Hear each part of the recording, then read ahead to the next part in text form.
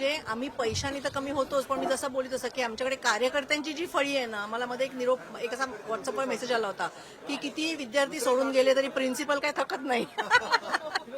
तसंच आहे की विद्यार्थी तो घडवत असतो. तसंच आहे की त्यांना म्हणजे मला कमाल वाटते की भारतीय जनता पक्ष हा इतक्या वर्षाचा पक्ष आहे, पण तुम्ही जर आत्ता पण त्यांची जर लोकसभेतले खासदार, विधानसभेतले आमदार आणि इकडे कॉर्पोरेशनची जर तुम्ही लिस्ट बघितलीत ना, तर त्यांच्याकडचे 10% पण नसतात. म्हणजे निवडणूक आल्या आल्या इतकी त्यांची वाईट अवस्था असते की ते बघत असतात की तुम्ही कोणाला देताय. आमच्या तर उमेदवारांना सांगून ठेवलेलं असतं की या इकडे. म्हणजे कल्याण डोंबिवली तुम्ही बघाल तर आमचे 2 अख्ख्या शहर बॉडीज त्यांनी पळवल्या, तरी सुद्धा आमचे 5 नगरसेवक आले. म्हणजे कल्याण डोंबिवलीचे आमचे शहर अध्यक्ष, महिला, पुरुष, विभागाध्यक्ष, शाखाध्यक्ष, म्हणजे मी बोलली तसं की जे दिसतील त्यांना पैसे देऊन उचलत होते, तरी सुद्धा कल्याण डोंबिवलीमध्ये आमचे 5 आले. त्यांनी पैसे ओतले, माणसं चोरली. नवी मुंबईमध्ये आम्ही खातं उघडलं.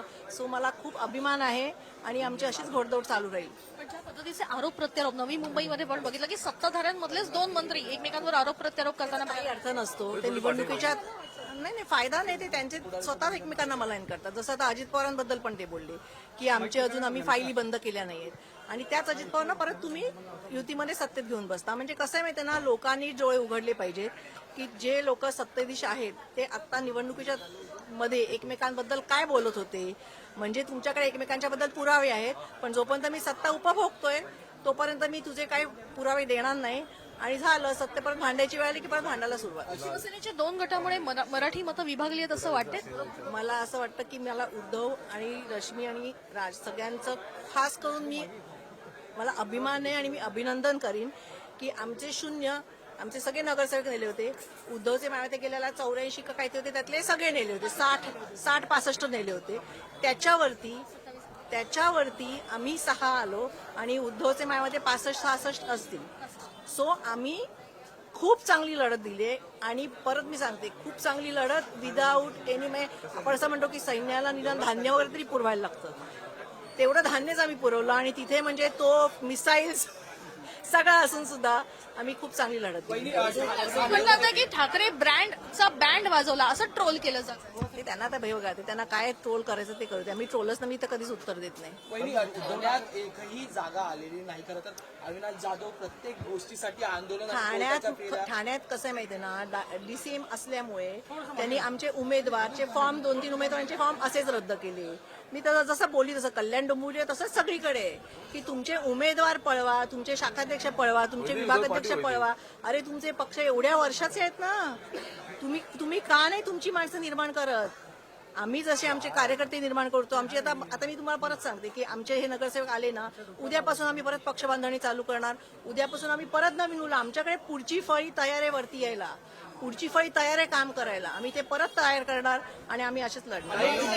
अनेक ठिकाणी काँग्रेस आणि वंचितमुळे काही जागा ज्या आहेत त्या मनसे किंवा ठाकरेंच्या पण ते ऍक्च्युअली तो विचार काँग्रेसने करायला. 2 नंबरला पक्ष आहे त्या संदर्भात काय सांगाल. काही मोजक्या मतांनी अनेक सीट्स केल्या. तर ते मी बोलली तसं ना की कसं आहे की शेवटी आम्ही पैशाला त्यांच्या पुरे पडूच शकत नाही.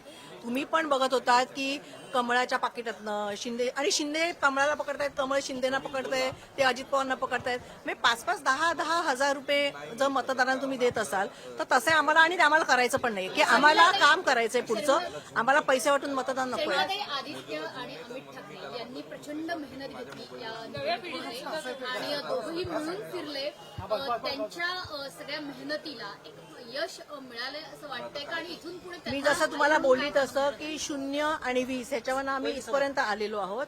सो मला तर असं वाटतं की मला वाईट नक्की वाटलं की कमी आले, पण तरी सुद्धा जिथून आम्ही चालू केलं 0 जसं बोलत आमचे सगळे नगरसेवक सगळे म्हणजे पक्षातली अख्खी जी दिसेल माणसं ती उचलत होते, त्याच्यावरती आम्ही ही लढाई लढलोय. समोर तुम्ही पैशाची पाकिटं दाखवत होतात, पोती दाखवत होतात, आमच्याकडनं एकही माणूस तसा पकडला गेलेला नाहीये. तशी आम्ही लढाई लढलेलो आहोत. सो मला त्या दोघांचाच नाही, सगळ्या आमच्या कार्यकर्त्यांचा अभिमान आहे की काहीही नसताना हातात ते लढलेत आणि जिंकून आलेत. शेवटचा प्रश्न, साहेबांनी एक पोस्ट लिहिलेली आहे ज्यात मराठीचा मुद्दा पुन्हा अधोरेखित केलाय, पण धनशक्ती आणि सत्ताशक्तीच्या विरोधात आपण लढलो याचा सुद्धा कार्यकर्त्यांना त्यांनी शुभेच्छा दिलेल्या. त्यावर तुमचं पण ते बरोबर आहे. ते मत काय देणार मी साहेबांच्या कमेंटवरती. बरोबर आहे ते मत. मी आता ते व्हायरल करणार सगळीकडे. बऱ्याच काळानं पायरीला गुलाल लागलाय घराच्या. तुम्हाला औक्षण करायला खूप मिळालंय. खूप खूप आनंद वाटला, खूप आनंद वाटला. मला औक्षण करण्यापेक्षा आमचे लोक निवडून आले ते लोक आणि काम करून निवडून आले. मी प्रत्येकाला मी सांगितलं कारण मी प्रत्येकाच्या ठिकाणी कामाला जाते. असं नाही की आता निवडून आले म्हणून ते काम करतात. ते लोक बिचारे वर्षोनवर्ष काम करतात. सो ते निवडून आले म्हणून मला जास्ती अभिमान वाटतो. वर्षानंतर ठाकरे एकत्र आले ही निवडणूक महत्वाची होती. अनेकांनी म्हटलं की पहिले भाषण कोण करेल यातनं वाद होतील. एकदाही कुठलाही वाद समोर आला नाही. घर जुळून आलीत, मन जुळून आलेत. आता मराठी माणसाने कौल सुद्धा दिलाय. इथून पुढे एक चांगलं आहे. इथून पुढेही एकत्रच राहणार.